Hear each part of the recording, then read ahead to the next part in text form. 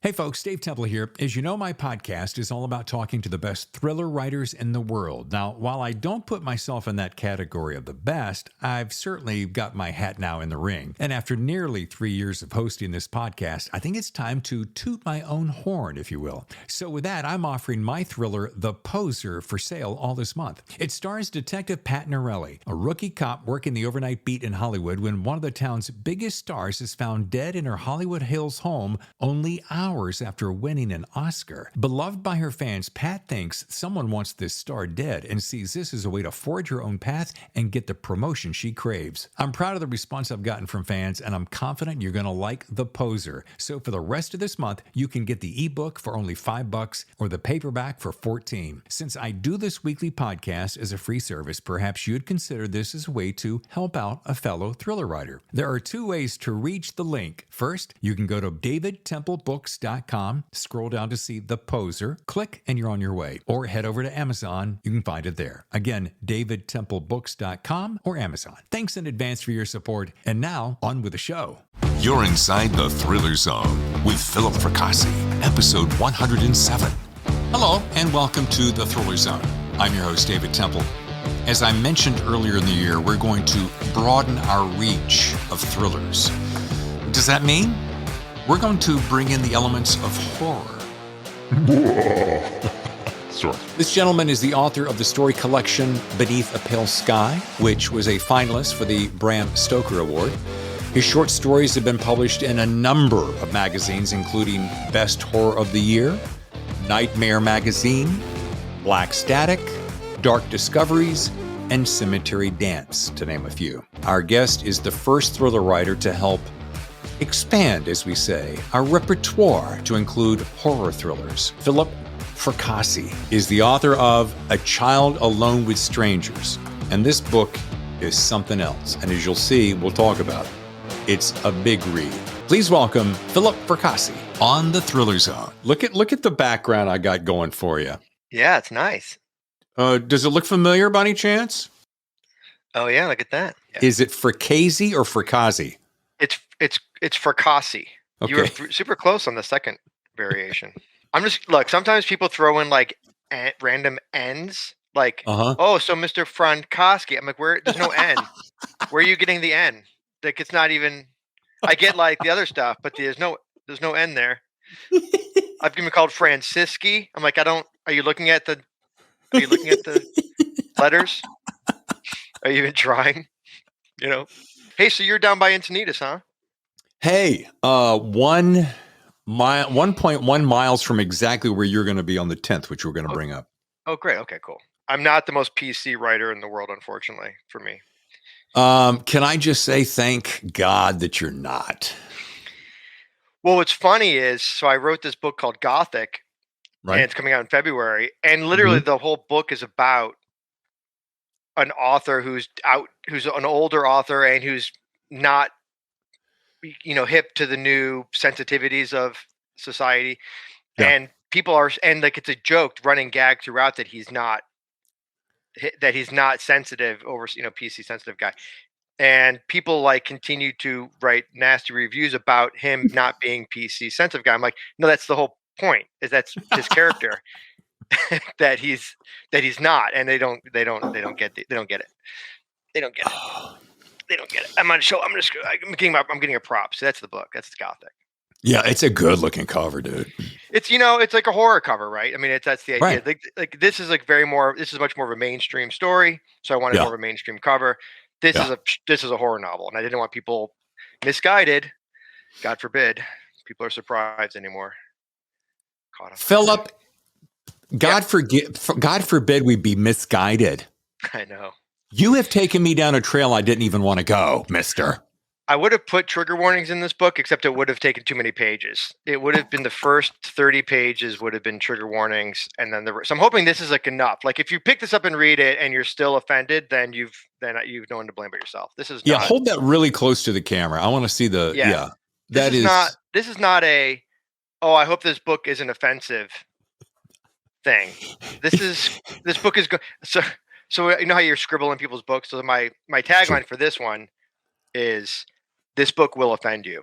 I just kind of do like a general blanket trigger warning for all of my books that if something that you read offends you to the point where you feel like you need to go online and talk about it, then you shouldn't just take my books out of the equation, and that way everybody's happy. I'm an old guy. I don't get it. Back in my day. Tell me about that, Philip. What was happening back in your day? In my day, we'd stay up and watch, Friday the 13th when we were 7 years old, and it was just everything was hunky dory, no problemo. Sure. When I saw Jaws at 7, so I don't like, and I was like, that's fine. I got no problem with that. I didn't like going in the water. It's a shark. It's a shark. Yeah, like I remember when the head rolled out of the boat. Yeah.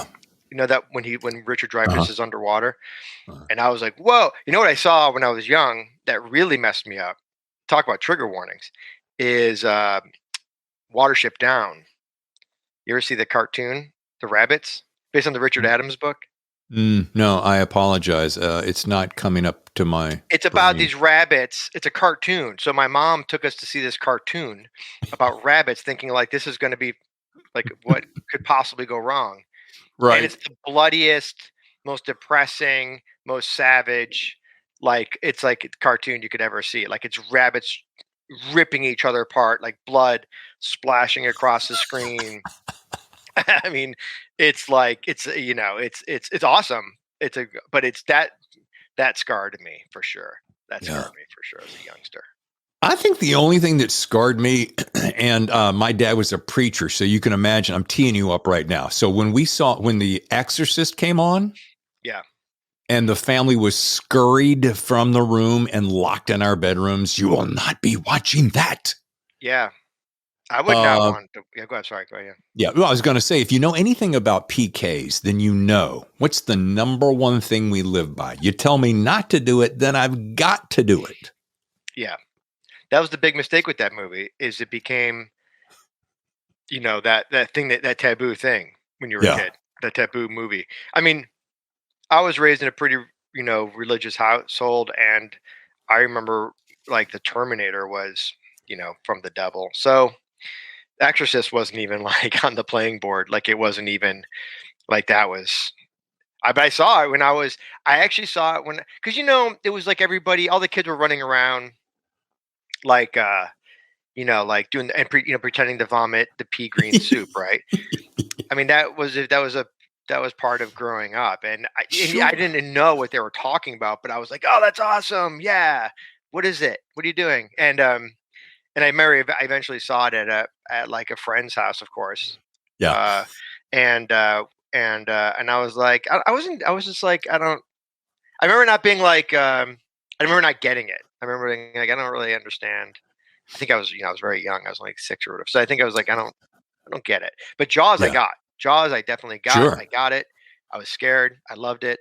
I'll tell you. Can I tell you the scare that? Because I'll tell you that recently I was thinking about. Somebody asked me a few weeks ago. They said, "What was the moment that you think turned you into a horror writer or a lover of horror?" And I had to. They're like, don't say Stephen King. When you're reading Stephen King, what was the thing, the one moment? And I was like, no, it's interesting. Let me really think about it. And so I kind of thought about it, and I realized there was a moment, which was, I don't know, I have no idea how old I was. I was a little kid, and we used to watch creature features on Saturday afternoons. Sure. I grew up outside Detroit, so I don't know where we like Sir Ghostly Graves and the Ghoul and all these like cool guys who hosted Elvira and all that stuff. So anyway, at the end of the movie, the original The Fly. Oh, okay? Yeah.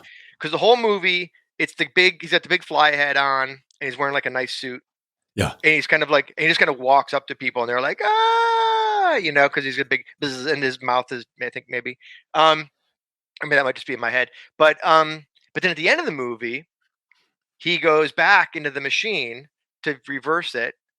And and she's like, the love interest is like, where'd he go? Where'd he go? And then you hear that little like squeaky, help me, right? And she sees him, and he's stuck in the spider web, and now his head is a human head, and he's in the body of a fly, and the spider's like crawling toward him, and he's like, no, and then it eats him. I was like, I think that was the moment I was like, what? And awesome. Like it was that combination of like mind blown and also like in a really good way. I'm also totally on board. I think that was the moment.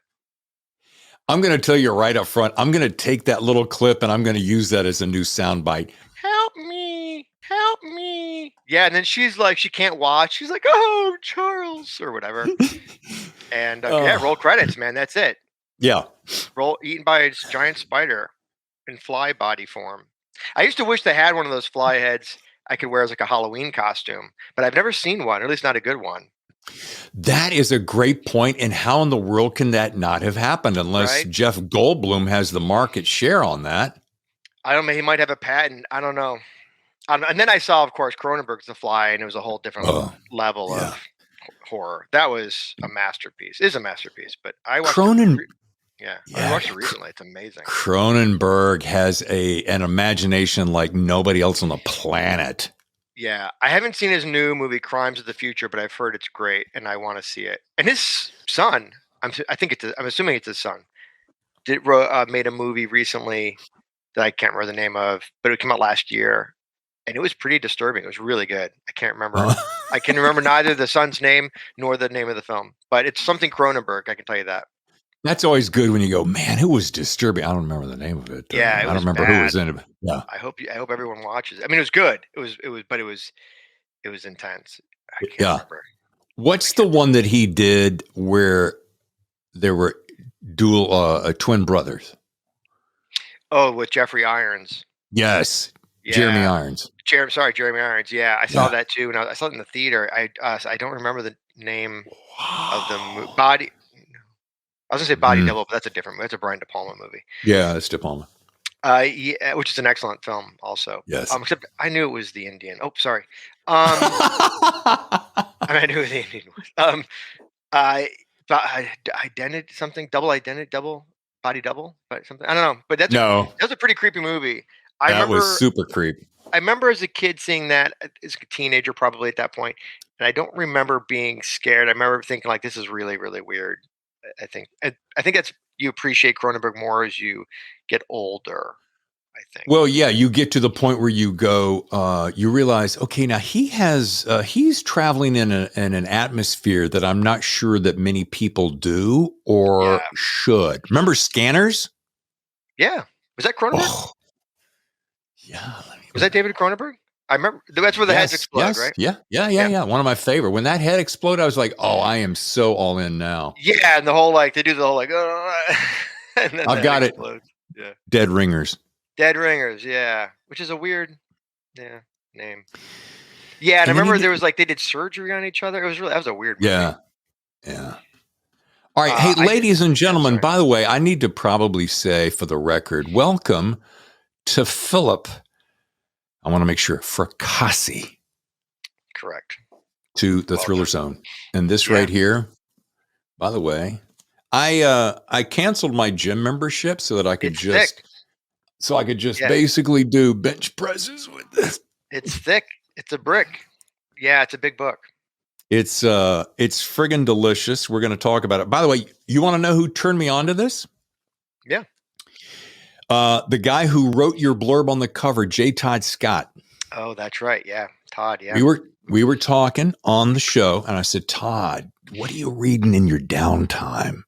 This is before I'm when you're not keeping the world safe from drug criminals, by the way. When you're not doing that, Mr. DEA, what do you read? He goes, what horror are you reading? Yeah, there's this guy, Fracassi. You got to read his stuff. I'm like, really? Well, tell me. Well, he's got this book coming up, blah, blah, blah. And I'm like, okay. And I started digging down. And I think within seconds, I'm like banging on your door. Hey, dude, you don't know me. And I do a thriller podcast, but come play. Yeah. Todd's great. Yeah, it's weird because I have so I have a shelf of Todd's books. I have all at first printing hard. I'm a fan. And then I think one random day on Twitter, he I don't know, he mentioned me. He mentioned my book of short stories, I think. And I was like, dude, I'm a huge fan of yours. This is such an honor that you would even know who I am. And he was like, I'm a huge fan. And I was like, what? And he was like, what? And then we became friends. So and now we're actually doing an event together I'll be at Virtual on December 7th. We're going to do a virtual thing for the Poisoned Pen bookstore. So that'll be fun. Yeah. Really cool. Tiny little bookstore nobody knows about. Right. I'm kidding. Only one of the biggest in the world. But let me just read his blurb on the front, folks, because you probably can't read it from where you're sitting. A tour de force, equal parts Stephen King and Laird Barron, and worth every sleepless night. That is really good, but I've got one better. I was going to start off by saying, Philip, it's silly good, but I realize that you are now the introduction to my audience. We're 105, 6, let's see, you'll be 107 episodes, right? And we're now branching out into horror thrillers, and you're the number one first guy. Oh, thank you. Yeah, it's I mean, a lot of my, I kind of describe my books as supernatural thrillers, but they're definitely horror. But horror is such a broad genre, and it means so many different things. And I think people who don't know horror genre fiction, they assume it's all Friday the 13th, it's all serial killers, it's all ghosts, it's all vampires, and it's really an amazing breadth of content being created, especially today, in the horror genre. So I like to when I'm hand communicating personally, one-on-one communicating my books, I like to say they're like supernatural thrillers. They're not really body horror. They're not really splatterpunk. They're not really weird, what we call weird fiction. They're not like obtuse, genre, or like gentle, hand-holding, socio-politically correct fiction. These are like, they're like haunted houses. They're like roller coaster rides. So that's why I like to describe them that way. But yeah, it's really a thriller / horror. It's actually it's a crime novel and a horror novel, kind of hiding as a supernatural force to be reckoned with. Yeah. Hold on a second, because I realized that your studio got dark. I got to kill the overhead lights just a little bit. I need to get it a little more mysterious. Yeah, okay, that's a little bit better. Yeah, I don't know. Just dark and breeze. I don't know why I did that. And I've got the Evil Possession red light above the recording booth. Yeah, that's you think it's a tanning booth. It's actually my voiceover booth. But I just got this guy. This is the scariest thing I've got going. I did a podcast once, like years ago, and they're like, "Your office doesn't look very scary." And I'm like, "Well, all right." So I hung him up there. That way it's more thematically correct, I guess. Philip, do me a favor.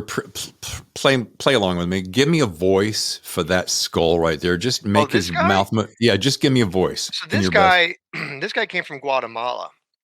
And you can also actually see right above him is this really scary guy. So this guy's a full-blown demon. And this guy's just happy to be here. So make him talk. Just I don't know say what kind something. of voice he'd have. He'd be like, "Hey there, Charlie." Hello, David. Hey. Where's my body?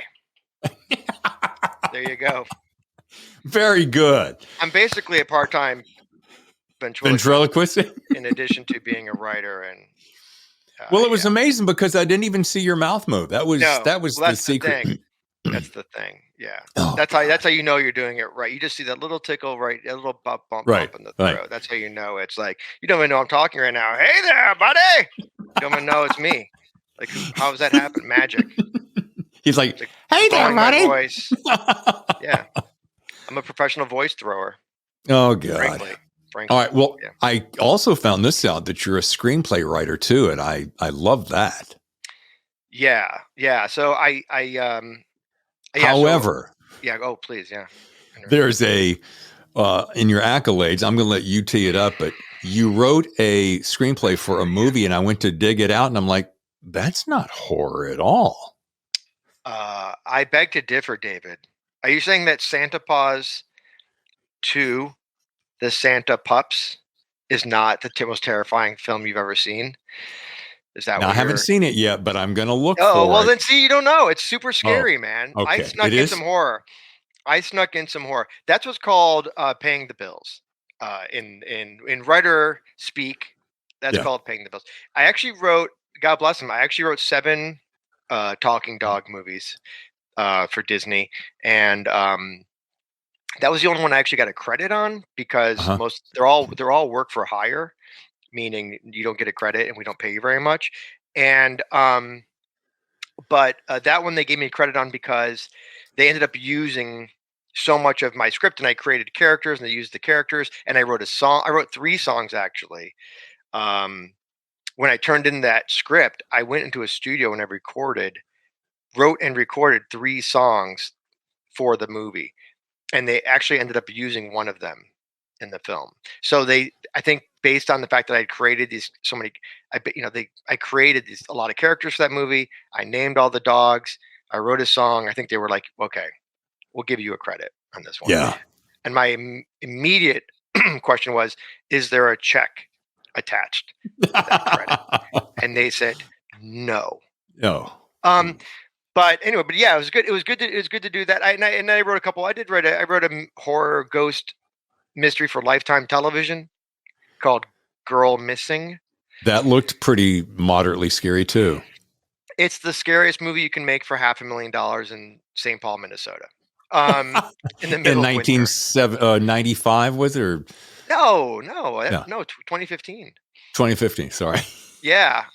Don't age me, David. Yeah, so 2015. And so so I did, and I wrote a bunch more. But what's interesting about the screenplay thing is that I hate writing screenplays. I'm actually writing a screenplay right now called Death My Old Friend, which was announced, so I can say it was in deadline and whatever. And that's a movie I'm writing based on one of my own short stories. So it's got a director, it's got a producer. I'm writing the screenplay. We're kind of in the last round of changes. But it's not a fun gig. I much prefer fiction writing, because when you write fiction, you can do whatever you want. You're the boss. When you write screenplays, you're just a tool. You're a wrench, Yeah. in the toolbox, and everybody else has really the control. So I don't really like screenwriting, but it does pay pretty good comparatively to fiction writing. And yeah, and then, but what's also cool about screenwriting is I wrote a bunch of screenplays over the years, and none of them were made, obviously, because screenplays don't get made. And but now I'm using a lot of those screenplays as the storylines for my books and stories. Nice. So I'm recycling all those ideas, modernizing them, changing them a little bit. But it's nice to have that kind of treasure trove of content, at hand if needed. Which begs this question, because I was looking at, let's see, so that I'm clear, Your Boys in the Valley was originally published last Halloween as in a limited edition, but is being re-released next summer, 23, right? Yes. Okay. And before that, Gothic, which you showed us earlier, which I love that cover, released this month to another limited release, but is being re-released by a different new publisher in early February. Correct. Now that is cool. I'm very impressed that it's hard. There's a lot going on. Well, I'm a researcher. Right. Don't try this at home. But so I think what's cool about that is, so you found a publisher, some guy took a chance on you. You went, cool, yeah, we're in, and did a limited number, and then later came around and said, hey, I got a new gal who wants to do it again, but bigger. Yeah. And they just do a bigger release. How does that work? Yeah. So it's when you're an indie author, as I am, you take what's given. And I think what happened, so I had written a few novels. I have an agent. My agent's out shopping all these novels. And, you get to a point where you're like, okay, we've been shopping this book for a while now. Majority of the publishers that we were hoping to interest have either passed or just aren't responding. So then you get an offer from like a small press, and what they do is, so Earthling published Boys in the Valley, to your point, in October 2021, and he came to me and said, I love your work. I would love to publish one of your novels.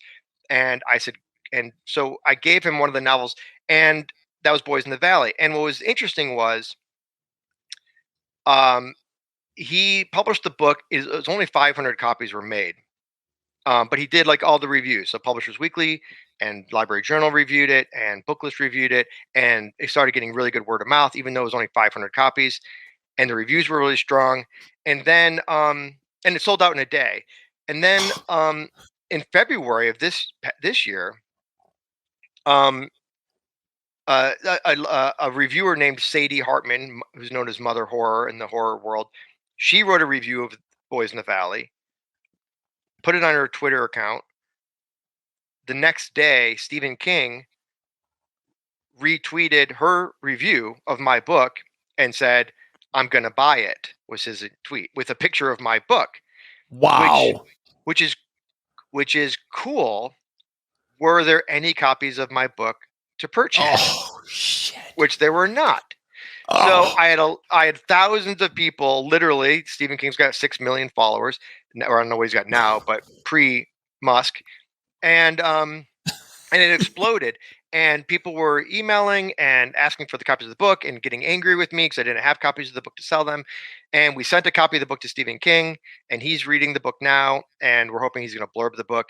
And then, but what came out of it was, I literally got on the phone with my agent. I was skiing in Big Bear with my wife. We were on ski vacation, and I got on the phone with my agent. I'm like, oh my god, what do we do, right? And she's like, well, let's pull back this other book that we were shopping, and let's go out with this book because the iron is smoking hot. And we sold it. I think we sold it in. It was like a week. Oh my god! Yeah, to Tor Macmillan / Tor Nightfire, and then we actually ended up doing a 2-book deal with them, and so now that's coming out in July 11th, 2023. So yeah, so it's an interesting. I'm a big fan of, and I've kind of done this with my whole career in a way. I'm a big fan of the garage band promotion model. I like getting my work out there, and I like, even if it's in a small way, because I think it builds readership. It's just like when you were a band and you had like your cassettes, and you'd go to a nightclub and hand out all your cassettes or whatever, right? And I think it's like, or you'd perform at like some nothing club downtown, and you'd have your cassettes, by the way, kids, are what Spotify used to be.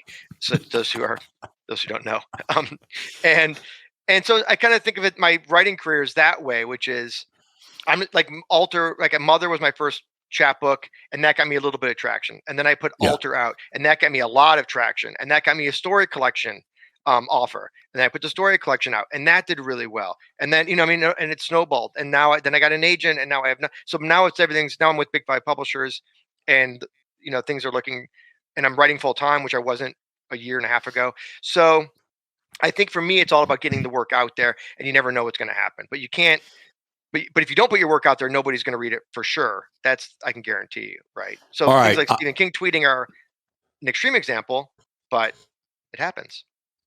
All right, I want to go down this rabbit hole for a little bit because we've had a lot of different people on the show. We've had agents on the show, publishers, etc. We've got Tom Colgan, who's a major editor in the writing world. He's going to come up soon this month. And I've heard a lot of different ways to do it. Now, there are guys like me who's nobody in the writing world who learned about self-publishing around 2004, 5, 6, 7, somewhere in there, and said, well, hey, I'm a renegade guy. I'm a filmmaker by, nature. And so I'm like, I'm just going to learn how to do it and do it. Did it sell a lot? No. Did it get a big traction? No. But I did it. So here's my point. Sometimes I think it's great, you borrowing your phrase, the garage band approach. Stick it out there. If it sticks, great. If it doesn't, move on. Because if you're a writer, you're going to write every day anyway. So I banged out, 8 or 9 books now. They've all done mediocre. It doesn't matter, because to me, the experience of writing the story was number one. Number two was publishing it myself and maybe designing the covers.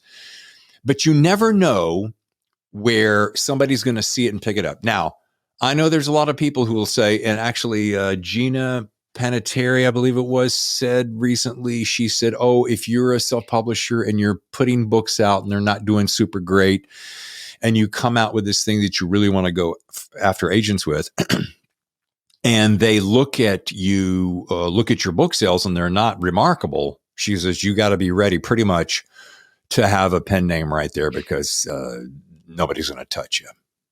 So I'd like to hear your opinion on that. Yeah, I don't 100% agree with that. I think what I have found I talk to a lot of writers, obviously, and I have like a podcast about writing. So I've gone, and that goes into the business of publishing very specifically. And I think what she's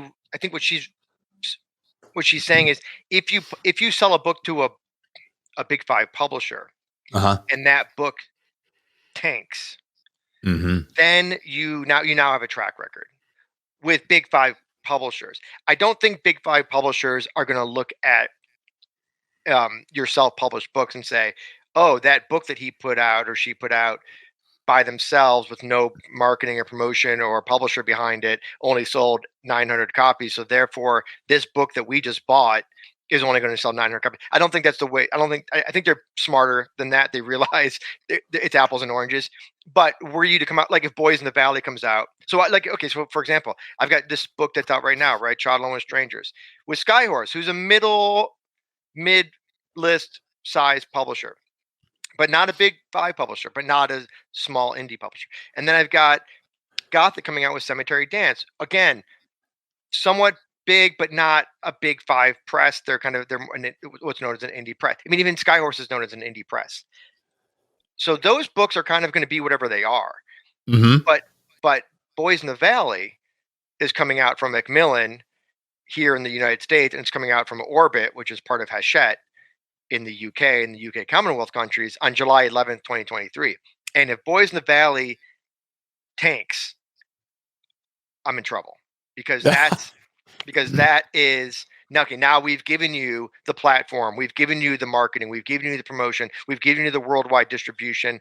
Now that we need, now you are now establishing a track record. So that's what I think it's more about. It's more about, because if you sell it, because what you hear a lot from authors, what you hear a lot of authors say is, I sold a book to a big five press, that book tanked, and now no big five press will touch me.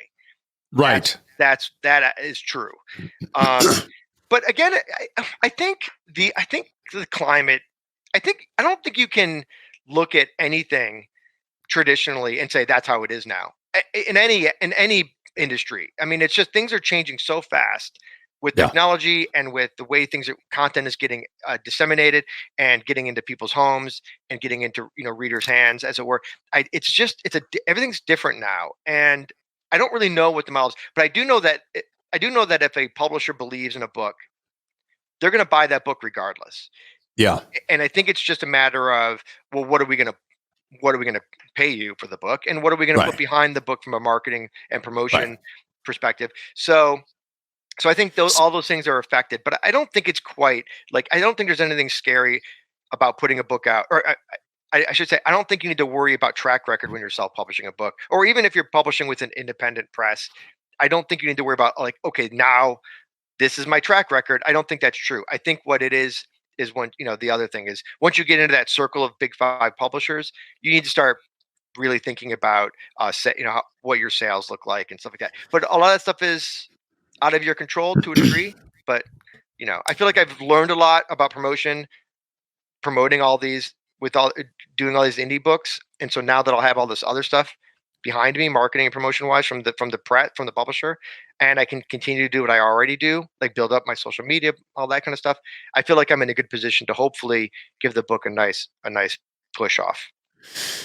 All right, so two things pop in my mind. Number one is, I'm a big fan of, if you want something, you just got to go after it. And you got, as I said earlier, you just got to throw it against the wall and just keep going. Learn from your mistakes and just keep going. What the big deal? So you fail. What the hell? Who cares? Right. Number one. Now, number two is, and it's a loaded question because you don't know, but I'd love to dig down on your psyche as to what you think. Okay, column A, Boys does magnificent, and you're off to the races. I got a pretty good idea what your future would look like. Column B is, it tanks, as you said, heaven forbid. Then what would happen, and or your strategy be to pull that out of the tailspin? Well, David, I'm a big drinker, and I think what would happen were the book to do well, I think you're talking about this much drink in my near future. And with the Book Reader tank, I think you're talking more like this much drink. This is a chart, by the way. This isn't a glass. This is like a chart, like a flow chart. I'm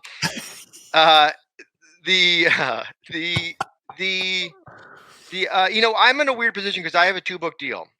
So I have two shots at the target. Which is both good and also terrifying because I haven't written the second book yet. Haha. So the second book needs to be as good, if not better, than the first book, which is already not that one. Not this one. I'm just pulling this up. Oh, yeah. I can actually show. Hold on. I'll show you. Yeah, because if you got props, Philip, please share. I have. Yeah. This is the original Boys in the Valley. Was published by Earthling Press in 2021, and the new cover will look nothing like this, but it will be a hardcover and an ebook and a audiobook and everything else. And that'll be Macmillan will put that out. But I think I don't really know what the numbers are. I haven't been in this new realm of publishing long enough to know really what the numbers need to look like. I have a slight idea, but I try not to worry about it. I think the thing is, I'm very comfortable. I'm very comfortable putting out books with a variety of publishers. I've now published with very small presses. I've published with deluxe presses that make deluxe editions. I've published now with Skyhorse, moderately sized publishers. I'm going to be publishing with Macmillan and those guys. And so I think what it comes down to is if the books do well, yes, that will make my life easier in the sense of I will be able to sell future titles to them more easily. I think if the books don't do well, obviously it's the opposite. But I don't think it's ever a golden road. I think, for example, I've offered 2 other books that are completely finished, wrapped, done, to 2 different publishers that I'm working with on these big releases. And they've all passed because they want to wait and see how Boys in the Valley does. So I'm selling those. So I'm not waiting. I'm selling those books to other people. You know what I mean? Because I do care. I won't say I don't care, but because to your point, my goal is to get my work out there. And so if these guys want to wait to see how these books do before they commit to further books, that's fine. I totally get it. But I'm not going to. I'm gonna move on, and I'm gonna try and sell these books to other publishers. So I'm kind of like I'm gonna keep writing. I'll continue to write. I may have a few books that maybe don't sell to major presses. But then maybe I'll have another big mainstream book that does. And I think you just kind of take it on a case by case basis. Josh Mallerman's an interesting case study in that Josh. He wrote Bird Box, right? And so he publishes with Del Rey. All his books are with Del Rey, but there's also books that Josh writes that Del Rey, and I don't want to, from the outsider perspective, I don't know. I'm not putting any words in anyone's mouth or whatever, or saying I know anything inside baseball wise, but there are books that he puts out with small presses as well. So my assumption is that Del Rey is not right for them, so for whatever reason. And so he's puts out books with Earthling, who did the Boys in the Valley. He's done a couple books with Earthling, and he's also simultaneously doing books with Del Rey. So I kind of see myself being in that world where whoever wants the book, there you go. If they're going to do a good job putting it out and getting it out there, then I want to work with that person. If they're excited about the book, I want to work with that person. And so that's the way I kind of operate. Because you look at smaller press, maybe a smaller press, and they don't have the marketing and promotion and distribution that a big 5 press has, but my royalties look a lot different with a small press. You know what I mean? So there's a lot of different rationales that go into it. Ultimately, right now I got a book coming out from Zagava. It was a very small press in Germany. That book's coming out in December called Don't Let Them Get You Down. I've got a children's book coming out from a publisher called Hybrid Sequence Media, who's a very, very small micro press. That's coming out in December. I've got Child, which came out from Skyhorse. I've got a Cemetery Dance Gothic book coming out, and then I've got the Big Five book coming out in July, and then in October I've got another story collection coming out with Lethe Press, who's an independent press that I've already worked with a couple times because I like working with them. So so I kind of diversify. It's sort of like a portfolio if you think about it that way. Sure, that's I'm not exactly going what to I be was going to say. crushed. I mean, I will be crushed. I'll cry for days if And drink. and drink heavily if these Big Five books don't do well. But at the same time, Right. I'm very comfortable selling my books to other people, and there's I have other ways to get my work out there. So my plan is just to keep writing. Keep working really, really hard to promote every book, make the books the best that I possibly can make them, try and find them good homes, and go from there. You know what I mean? That's kind of my MO. All right, we're 42 minutes into this tasty interview. I want to take a short break. When we come back, I want to cover two things. First of all, we're going to actually get into the book that we're talking about, A Child Alone with Stranger with Philip Fracassi. And we're also going to talk about I don't do reviews on the show per se, but I got a couple of thoughts about it. So if you'd like to hear that, and stay with us. It's a Thriller Zone. We'll be right back.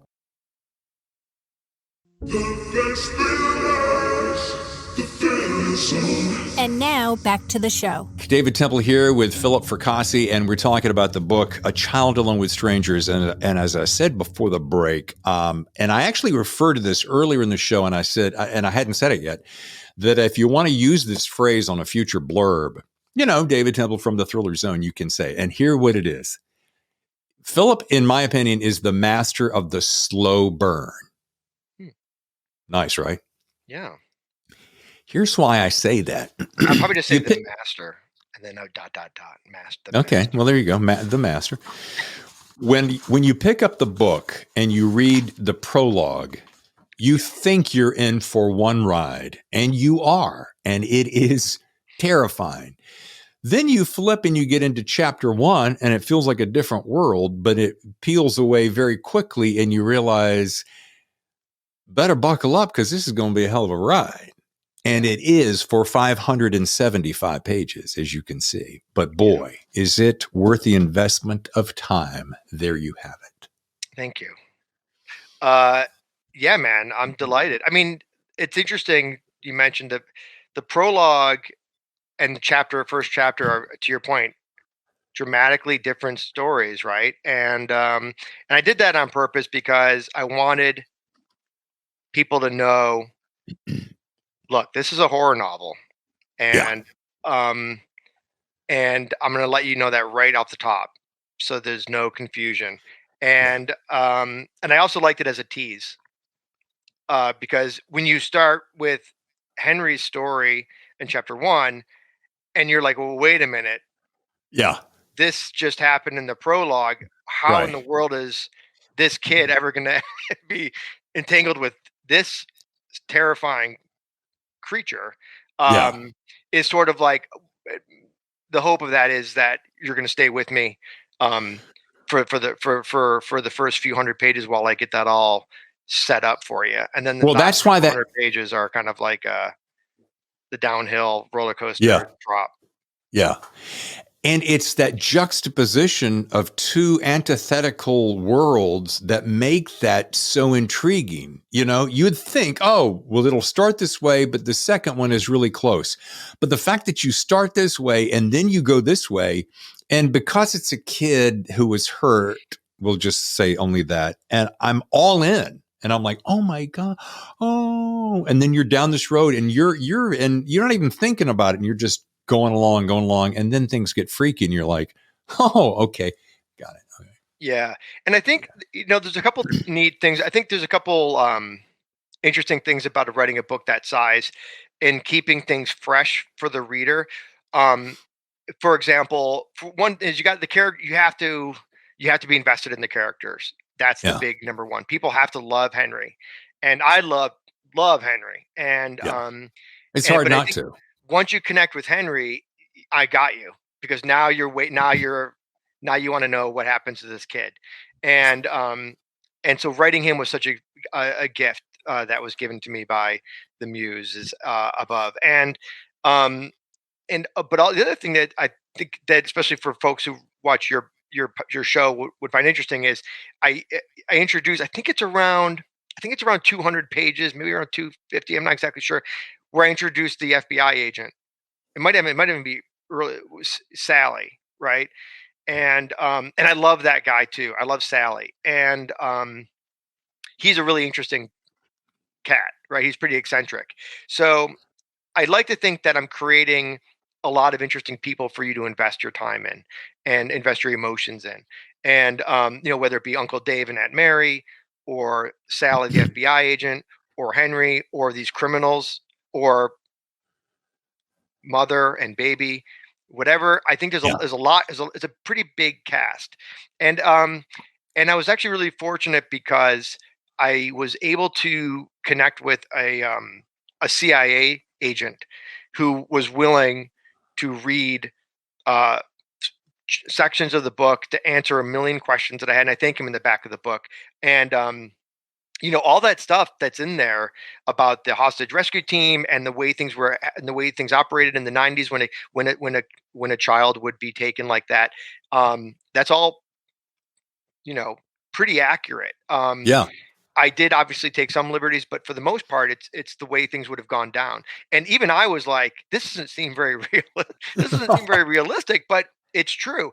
And for example, the severity of the response from the FBI, the degree of the response where they're bringing in teams and planes and stuff, it's no joke. So, and that's all how things would have gone down. So I was really lucky to have that resource. And then Todd, of course, being the DE agent, and he had some small input too. So because he read a very early manuscript, but it's a big book. And the thing with big books is, especially ones that have this kind of cast, and I'm kind of doing a lot of different things. There's a lot of moving parts. It is hard to get everything right. Timeline, fact checking. There's medical stuff. There's legal stuff. There's police procedural stuff. And then there's the stuff that I'm just making up, right? But it is. So that was it was a hard book to write in that sense. It took me, and I worked really hard to make sure it was as accurate as it could be. I talked to doctors, I talked to lawyers, I talked to the CIA guy. So you really try and get it all right. And you're not going to get everything right, as I've already been told by some early readers. God bless them. But but it is an interesting to go that big and that broad with a book, because it's a fun challenge, but it's not a challenge I want to repeat often. Right. Like this book takes place. It's a Boys in the Valley. 90,000 word book, 300 pages. This book is more traditional Gothic, more traditional size books, more of one setting kind of thing, smaller cast. But I have an idea for a big book I want to write. Probably not next year, but probably the year after that, where I have a big idea that'll be kind of a broader cast and and a kind of a bigger world. Well, this also begs this question, because I know that you've done a lot of shorts, novellas, et cetera, a lot of articles, periodicals, and so forth. And I wonder, with something this long, I want to ballpark, just because I'm curious, Kat, how long did it take ballpark start to finish for this? And, what made you go, okay, instead of these, we'll use the phrase, 90,000, which is kind of standard, which is kind of a good amount of time to spend with a book. How did you say, I want to do epic versus standard?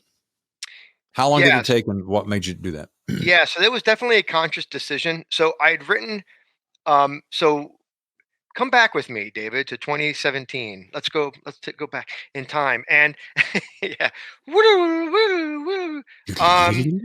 Now we're in 2017. Oh, God. So I had written a bunch of short fiction. To your point, I had written a lot of short fiction. I was selling the short fiction. Everything was going great. I got an agent. I call him agent number one. And agent number one said, "Look, you can keep writing dark short fiction, and you can have a wonderful dark short fiction career, and you can really continue to enjoy your day job, or you can start writing novels and try and make this a career. And I had already written 3 novels previously, that were not genre novels, not horror novels, in my 30s. And so I said, okay. So I said, I'm going to write a horror novel, and I had never written a horror novel. And I knew off the top that I said, I really want this to be a big, what I call a kitchen sink novel. I want it to be big and fun and scary, and I want to do some world building. I want to have it's mild spoilers, folks. I want to have the telepathic kid. I want to have the creature in the woods. I want to have the haunted farmhouse. I want to have all that stuff. It's all, I think it's all in the description, right? And I wanted to kind of write, because I grew up on Stephen King, Dean Koontz, Clive Barker. I loved those big, crazy, batshit, horror novels. And so I wanted to write a batshit kitchen sink horror novel that was sort of an homage in a way to all these great tropes that I had grown up reading. So I really went in with that mindset of, this is going to be a big, crazy, all in novel. And agent number 1 didn't want that novel. So we are we went different directions. Yeah. He wanted me to write a 50,000 word, crime novel. And I said, no, I want to write a big scary horror novel. So I got another agent, and then whatever. Now I have another agent, and she's wonderful, and things are going well. And, but it took a long time because what happened was I was really reliant on that first agent to tell me what to do, for the industry perspective. I really wanted to sell that novel, obviously. So I think I'd written the first 50,000 words, and then I rewrote the first 50,000 words, and then I wrote the outline, then I rewrote the outline. And then it was just like this kind of constant struggle where he was trying to get me to write a book I did not want to write. And so there was a lot of conflict, and I was very depressed, and I was very anxious, because I was like, this is not the book I want to write. And I knew the book I wanted to write. It was so clear in my head.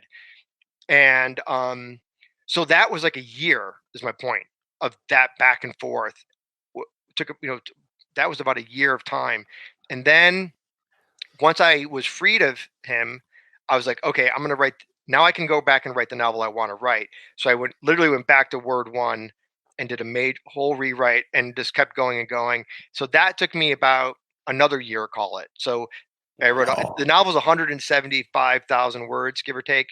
So, so that was like a year, and then it was a year of me trying to sell it. Okay. So that was a very also anxious time.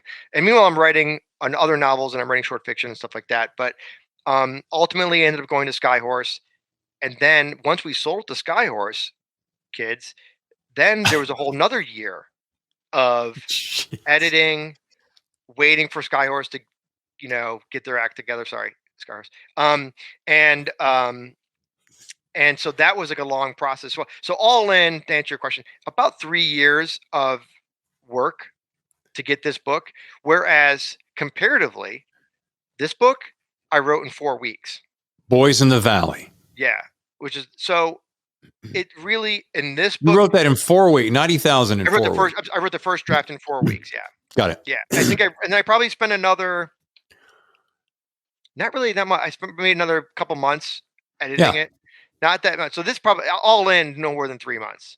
Yeah. Because it just was like there. It just like moved, and I was done. And it was. It's it's a very isolated story. The whole thing takes place in an orphanage in turn of the century Pennsylvania. So it's a pretty. I mean, but it's got a huge cast of characters. There's like 30 plus characters in that book. And then this book, interestingly, I think it's interesting. This was originally a novella, a 44,000 word novella, and Gothic. And agent number 2, Gothic, thank you. Agent number 2 was like, dude, why are you putting a 44,000 word novella into this story collection that we're trying to sell? Why don't you just expand that novella? Because she felt it was very expandable, and I agreed, into a novel, and we'll sell it as a novel. And so that's what I did. And so every book is sort of unique, and the book I'm writing, starting to write right now, which will be the second book in the Tor Nightfire deal that I have. That'll be somewhere in the middle. It's probably going to take me about 3 months to work it out. But I'm a big outliner. Yeah. I'm a huge outliner. So I usually spend a few weeks outlining, and then I usually spend a couple months writing, and then I spend a X amount of time editing and stuff like that for a standard novel. Boys in the Valley was a situation where I'd written the screenplay years ago, and I kind of brought the screenplay back out, and I wanted to kind of I completely rewrote that original story into more of what I thought would be a better format for novel. But yeah, once I actually started writing, it took exactly 4 weeks. I actually was posting word counts on my Facebook page, like, okay, week 2, I'm at 32,000 words, whatever. And I wrote the last, I think it was like 12,000 words of that novel in one sitting, which is wow. crazy. Which is It is crazy because it just was like there wasn't anything stopping me. It was just, you were in the flow. I was in the flow. And what's interesting about writing is that what a lot of people don't realize or think about is that writing is actually really exhausting. And because you're taxing your mind, which is in turn taxing your body, because the two are connected, folks. Science. What? Wait a minute. Wait. Your mind is connected to your body? I don't want to get into it. It has to do with nerve endings or something. And the spine plays a part, I think. And yeah, I think. but yeah, for like a week I was totally wiped out, like dead to the world. Birthing this horror baby. I'm going to interject something here. I'm going to find this research and I'm going to do it on a future show. I may even have to bring you back to talk about it. But someone was asking me recently, I'm like, I'm exhausted. What'd you do today? Work out, travel? No, I was working on some ideas for the story. Yeah. Wait, what? You're sitting around thinking of ideas? I'm like, and then I did a little tiny deep dive. The amount of calories that is burned up here with the gray matter stirring itself is much more than you'd ever imagine. It's way more taxing than people think. Yeah. Yeah. Maybe this sounds like a defense, Philip. Exercise or whatever, because God forbid. But yeah, it is. and when I finish a project, when I finish like a novel or a big project like that, it usually you go to Big Bear and ski. Yeah, I mean, it takes me a few days to recover. Honestly, you need to reach. I mean, you see writers all the time talking about recharging their brain, and that's why I'm not a huge fan of the write every day mantra. I actually don't think that's the smartest thing to do. I get it I get it if you're like need that inspiration and you need to feel like you need that kind of structure where you have to write 200 or 500 or 1,000 words a day. I get that, but I'm more of I write when I'm writing, and I don't write when I'm not writing. You know what I mean? It's kind of. Wait a minute. That's just me. Let me get this straight. So when you are actually writing, that's when you write? That's when I'm writing. Look, the brain and the body, David, are. I can't explain. This isn't a science program. I can't get into like all the details. You wouldn't understand them anyway. We'd be here for days. Yeah. All right. Yeah. I want to go down a side track for just a second, because as I was reading about you and getting to know you slightly as I was on social media, I thought I want to ask Philip what his upbringing would like. So can we go down this path for just a couple of minutes? Because I want to drill inside your head. I think it'll be a lot of fun. Yeah. We talked about the fly already. Yeah, no. Your childhood. You weren't a fly as a child, Philip. What was where did you grow up, and how many siblings did you have? Let's start there. I grew up outside Detroit, Michigan, in a city called Southfield.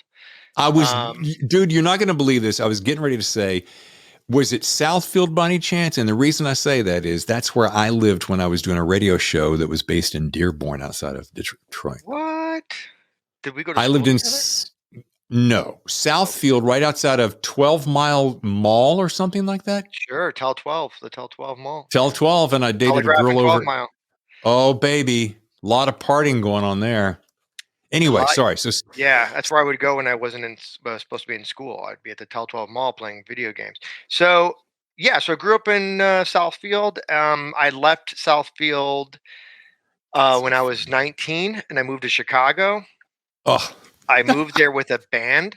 So that was a smart play on me. See, I was thinking, and that lasted about I would say less than a year. Mm-hmm. And I got in some trouble. That's an off-camera story. Okay. And I knew a dude here in Los Angeles who was a movie producer. And I said, I would like to come to LA and work in the movies. Will you give me a job if I do that? And he said, sure. So I moved to LA when I was 20 and started working in movies and as a crew member, not as an actor. I know what you guys are Right. thinking. I mean, with that face, come on. Right. Yeah, everyone wants to see this. And that was it. And so I've been here for 30 years. So let me back up a second. Where in Chicago, and don't tell me anywhere near Diversey and Sheridan. I don't think so. I lived in Old Town. Okay. Okay, so maybe outside Diversey of was Diversey was near Cubby's Field. What's the name of the road where I think Second City was Sheridan. Oh, LaSalle. LaSalle. Right? I lived at LaSalle and something. Oh yeah. You're down in Old Town. Yeah, I was up I was down by on the lake. Yeah, it was down by like Second City and Second City. Yeah, and I was nice. Yeah, and we had I lived there with this band, man, and all these high school kids. Yeah, I was their manager. I'm doing air quotes for that. I would go with them and drink and watch them perform, and I was their manager. And every now and then I'd have to like strong arm a bar owner for money if like the drummer took off halfway through the set, which actually happened, and they didn't want to pay us because the band was just basically jamming for half an hour. So that was interesting. And yeah, I tried school. I didn't care for it, didn't gel with me, and so didn't do that. Didn't do the school thing. Unfortunately, I kind of, in hindsight, I wish I had, and because it's really hard to get a job without a college degree. I've discovered. Yeah, see, kids, listen to Uncle Philip. I tell my kid, I'm like, I don't care what you get a degree in, but you're getting a degree, because it's a pain in the ass if you don't. So yeah, then and Chicago was kind of fun, but really my whole adult life I've been in Los Angeles. That's awesome. Yeah, and growing up, nothing really, I mean, I was an '80s kid. We got in trouble. I did horrible things. I was the youngest to answer your question, I was the youngest of 6 kids. So by the time I came around, it was just like, look, dude, your parents are like, what the fuck? Don't die and don't go to jail. Yeah. And, we'll see you when we see you. And you almost died and went to jail. So, I mean, you just really made your parents proud, didn't you? Correct. And, it was one of those things where, it was such a weird time looking back as things are now. We were those kids that were like, you came home when you came home. Sure. I would go. I think about it now. I'm like, that's crazy that I was able to, like, I would leave for like days, and I didn't have cell phone. I wasn't, sending postcards. Like, I would come, and I would just come back like a couple days later and see what was in the fridge. So it was pretty loose. I did work hard. My father owned a grocery, what's called a party store. Yeah. In Midwest parlance, I was a sort of a groceries / liquor and booze and so stuff like that. So I worked there from when I was like 12 years old till I left it when I was 19. So I did work a lot, but yeah, so it's kind of just like, but otherwise I pretty much did whatever I wanted to do. Pretty normal upbringing. Yeah, I think so. I think for that time, I think it was pretty standard. I think for that time, and especially in the Midwest. But now it's totally, I mean, here in LA, my kid growing up, I raised a kid here in LA. He's carries a gun. The leash is short. There is not we'll see in a few days, buddy. No, it's be careful out there. All right. So let me bring it forward now. And here's to today's. How deep do you see yourself going? In other words, have you reached the depth of darkness that you think you can travel? And we're talking about horror thrillers. So you've got a pretty good handle on darkness. Do you say to yourself, do you wake up some days and go, you know what? I think I've got a little more darkness inside of me. No, the answer is no, I've not reached the bottom, as it were. But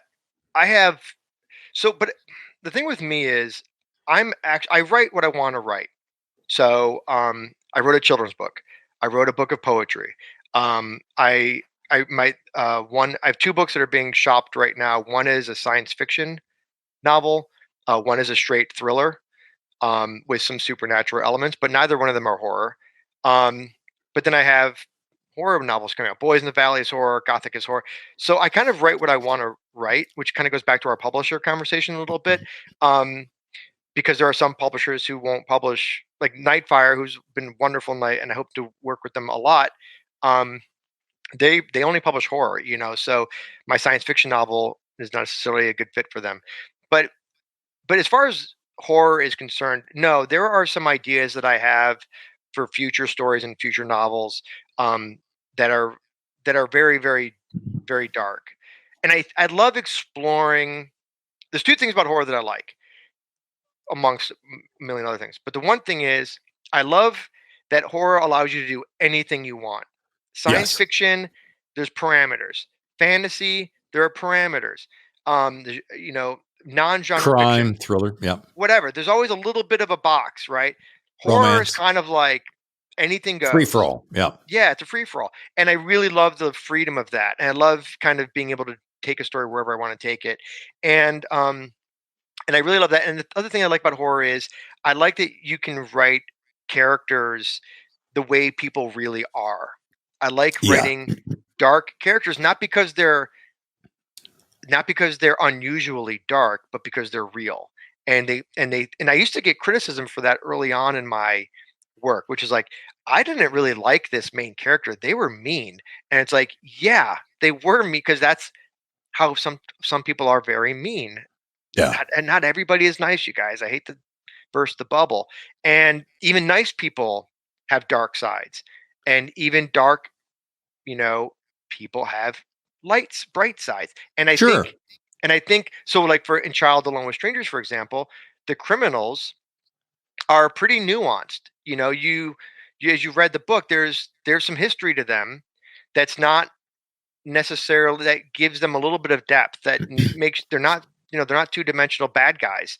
And the good guys have a little bit of, like goodness to them. Henry's father, he's a very complex character. So I really like the idea that I can write real characters when I write horror. And so to answer your question, tying it back to your original question, I love the idea of writing characters that are very complex and very dark, and who go places that people don't necessarily think they want to read about, but I think ultimately I'm hoping that they do.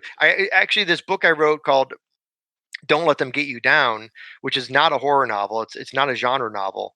It's a novel about depression. And that's a very, very, very dark book. And that's coming out in December from a small press called Zagava. And but I really enjoyed might not be the right word, but I really found a lot of fulfillment writing about this character and his perspective, because it's very real, and it's very real what people go through when they go through like depression, or they struggle with anxiety or whatever it is. So, but I try also to be entertaining, because I think the number one rule with any form of media, whether it's a movie or a book, is you have to entertain the audience. And so I try to do that first, number one, but then also I like exploring some of the darker corners of the human psyche, for sure. So I definitely have some depths I have yet to travel. All right. Well, I want to ask this question because we kind of touched on it earlier. We're talking about your name versus a pen name, and whether this is successful or that successful. But back to having a variety of publishers. If you're going to write straight ahead thriller or horror, we'll say, that there are certain publishers that specifically excel at that. So if you want to write, to borrow your suggestion, a poetry book, then you would just simply keep your name, yet go with a different publisher, right? So you don't see, Correct. the business, corporate business doesn't care what the name is, as long as the book that you're pitching, that publisher that excels in that genre, feels like it'll be a success for that publisher, right? Correct. Got it. Okay. Yeah, I'm not a fan of the pseudonym. There's a writer named Craig Davidson who has written some wonderful novels, and as Craig Davidson, and he's written some horror novels as Nick Cutter, um, all of which were our bestsellers. Like The Troop, was a huge novel. Stephen King blurb and the whole thing. But he was told by his agent to, and I know this because I listened to a podcast he did, to change his name for the horror novels and keep his real name for the. And he said, I didn't want to do it. I fought against it, but ultimately listened to my agent, and he said I regret it every day. And I'm the kind of guy who wants my name on my book. So I think another example, and this I could see myself doing this, there's a wonderful writer named Brian Evanson, who has won every award there is. Got a Guggenheim Fellowship, Henry Award. Wonderful writer, good guy, good friend of mine, and he writes a very literary vein of horror, and primarily short stories, but he's got a few novels as well. But he also writes a lot of tie-in movie stuff. So he wrote like an Aliens novel. He wrote a horror novel based on a horror movie with Rob Zombie, for example. And when he writes those books, he goes under B.K. Evanson instead of Brian Evanson. So he's differentiating his name probably for readers so that they know like this is not my usual Brian Evanson book, but it's still his name. So I could sort of see maybe doing that. If a publisher wanted me to not use my name, I could maybe do like, okay, well, we can do my initials and something like that. But but for the most part, I like it's my book. I wrote it. Why not just have my name on it? I mean, I don't think, and I also think I was talking to my editor at Nightfire, and we were doing what's called the ad card for Boys in the Valley, which is basically you're listing all of your other work. And and I was like, I want all my work on there. I don't just want my horror novels on there. And she was like, yeah, that's great. And she was like, she said, a lot more authors are beginning to do that, are beginning to say like, this is my body of work, not all of which is a direct, tie into what you're reading as far as like genre or whatever.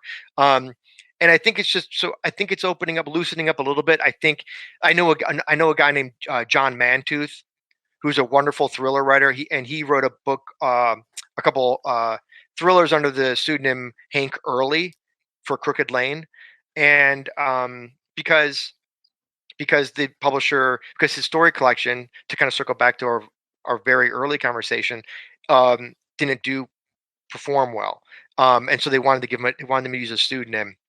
And he wrote this long blog post maybe it was in the last year, talking about that decision and how he regrets it. And so it's weird. It's kind of it's a delicate thing, but I will never say never because money talks.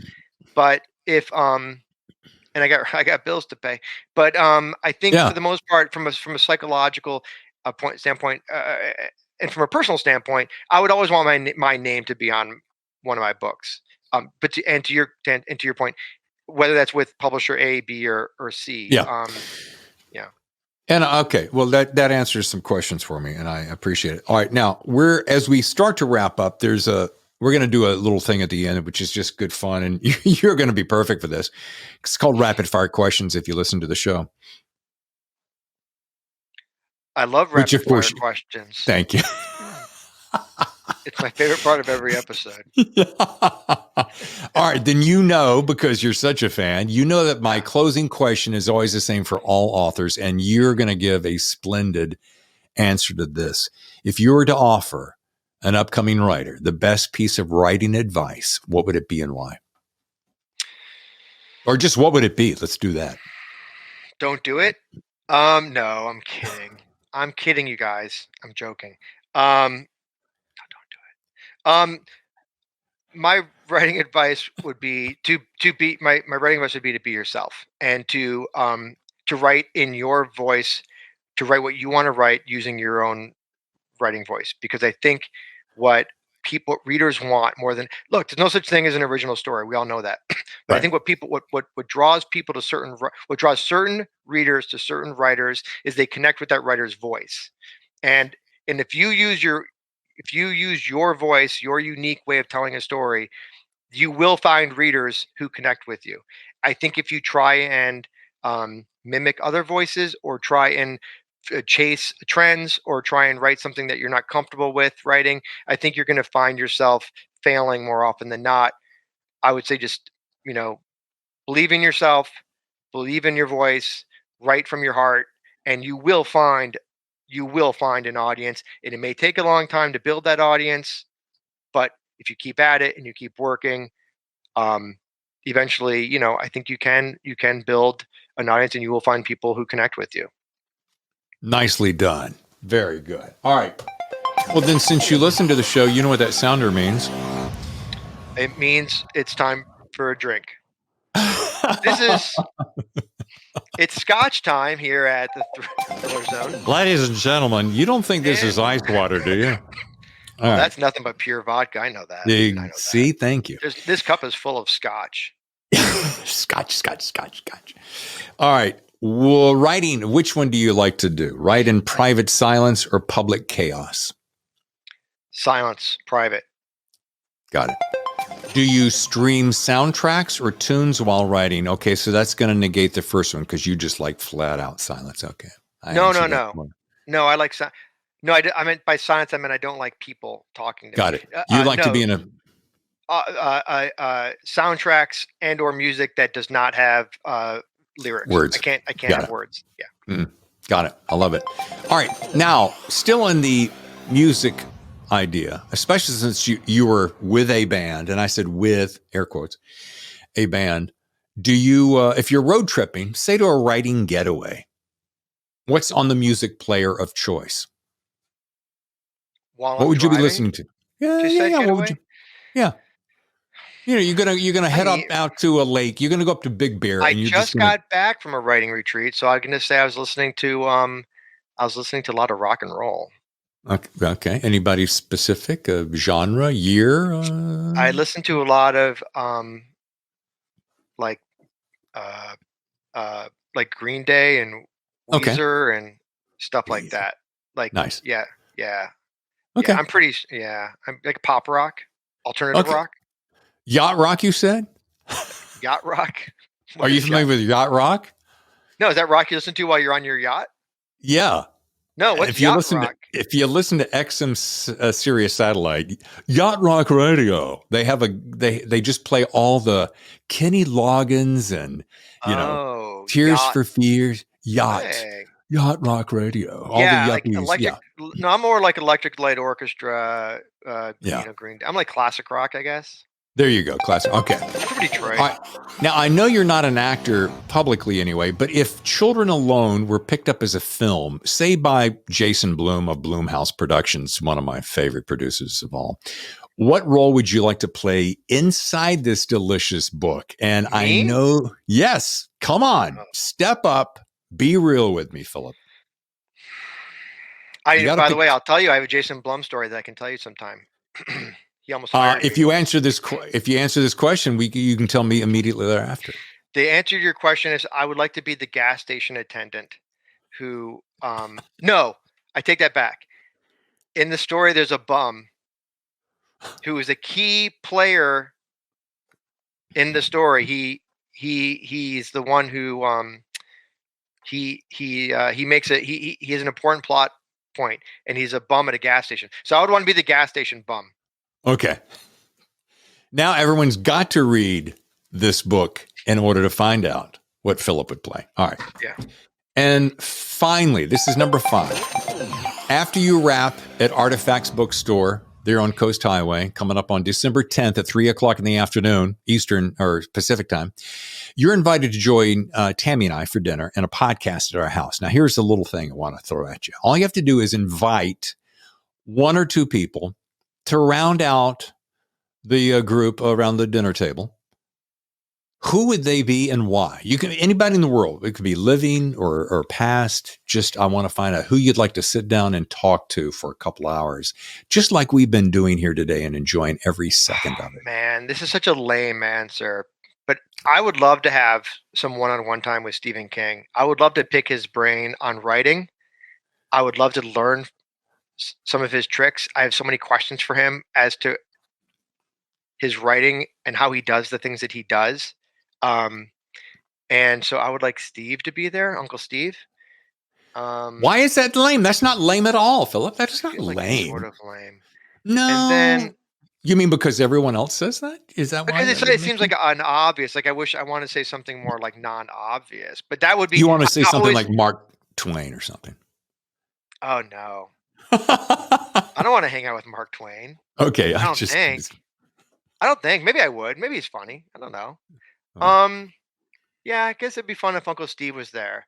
Okay, and one more just to mix it up, to maybe go down a beaten path, a non-beaten path. A non-beaten path. Contrast. Yeah. Man, that's hard. Well, that's why I get paid the big bucks. I'm not a huge fan of people. You don't seem that way to me. Thank you. I know you would never know I'm agoraphobic by I never leave this room. This is my bed's right over here on the cot. Oh, I know. Yeah. Okay. I would like to Barry Sanders. I would like Barry.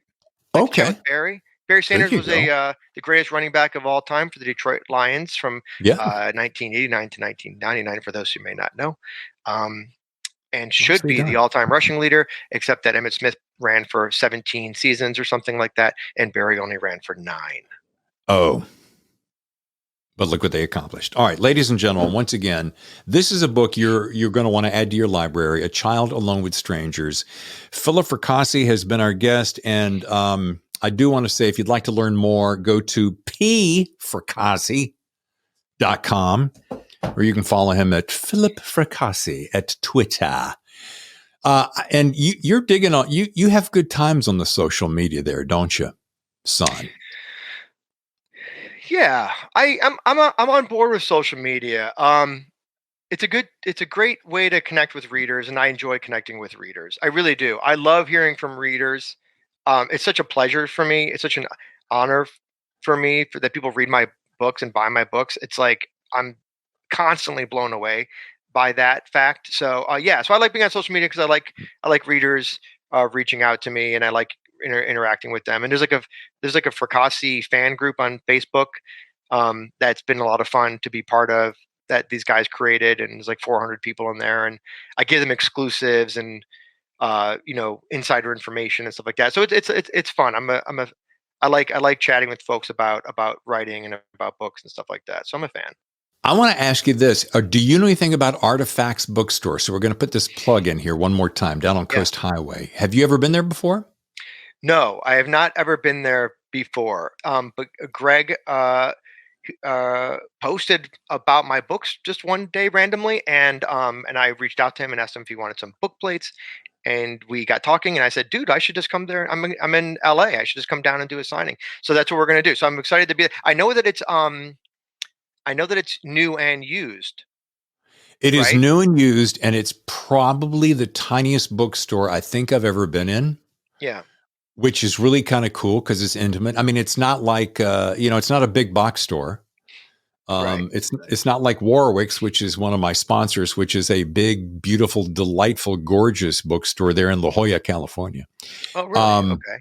Yeah, but you'd love to stop by there. But I will see you on the 10th. It's Saturday around 3 p.m. Tammy and I are going to walk down and say hi. Great. And if you don't have any plans afterwards, you're a craft beer guy, aren't you? Yeah. Right around the corner, within steps, there's a great craft beer. There's tacos, everything. We're gonna have some fun if you got the time. Yeah. Yeah, I've got the time. Yeah, I'm not driving 2 hours to do it and turn around and come back. I'm gonna hang out. Yeah. Hi. Well, this has been a ton of fun. I'm so glad that our paths crossed. Thank you to Todd Scott, who teed this up. And again, the book is The Child Alone with Strangers. And thank you, dude. This has been good. Thank you, David. I really appreciate it. I'll say this about Child Alone with Strangers and about Gothic. For folks who like signed books, This is me. This is the international symbol for signed. Right. Also for check. Right. No, that's you gotta go higher. This is check, and this is signed. Okay. Unless you're being subtle, like you don't want you want to impress, you just kind of like right to the waiter, like what was I saying? Oh, vjbooks.com. vjbooks.com, which is a family-owned online bookseller. They sell all of my books. They sell signed editions of all of my books. So if you want to order any of my books and you want a signed copy, you can buy them from there. Because I know some folks like the signed books. So vjbooks.com has signed copies of all my stuff. Yeah. Is there anything that I did not ask you that you wanted to cover that you meant, man, I sure wish David had asked me that? Anything at all that just pops into mind? You don't have to dig deep on it. No. Because we covered a lot. I think we covered a lot. Yeah, I mean, we could have talked about my music industry experience. We could talk about my bookstore that I owned for 8 years here in Venice Beach. We could have talked about the time I did a scene on camera with Christopher Walken. Oh, could have talked about that. I could have talked about my Jason Blum story. Well, I do. You know what? Next time. All right. Is the Jason Blum something I need to do off camera? Probably. Yes. Okay. So is this? We'll because it's not a happy story. But he's great. I love Blumhouse. Go watch. Yeah. Huge fan. All right. We'll have that conversation here in a second, but we'll say goodbye to all the international shows that are streaming us right now. Hello, Brazil. Love you. Thank you so much. Really, I really appreciate it. And I'll thank Todd as well. All right, brother. Thanks again to Philip for a splendid time and not all that scary either. All right, next Monday, our last bonus episode of the year. I'm very honored to welcome who I like to call the editor to the stars. He's edited so many books by some of the biggest, most prolific authors in the business. You don't want to miss this episode. Tom Colgan is our guest. I am positive you're going to walk away with huge takeaways. Before I scoot out of here, I want to say thank you to my sponsors, authorbytes.com and warwicks.com. AuthorBytes is offering all authors who would like to have their personalized website built using the code thethrillerzone, 3 months free with a 1-year contract. And for my friends of warwicks.com, if you love beautiful bookstores like the one in La Jolla, you're going to love warwicks.com. Now, if you can't make it to the store, go to their website, warwicks.com. So thank you so much for your support. And of course, as always, you can give us support easily by simply providing a review, a short, tiny little blurb wherever you get your podcast. Take 30 seconds to say, hey, David, thumbs up. We love your show. I'm listening in so-and-so. Just drop us a note. 5-star reviews, always very, very helpful. And of course, you can go to our YouTube channel, youtube.com/thethrillerzone, where our subscribers are growing by the week. Please subscribe. All right, I've got some reading to do. You do too. I'm David Temple, your host. I'll see you next time for another exciting edition of The Thriller Zone.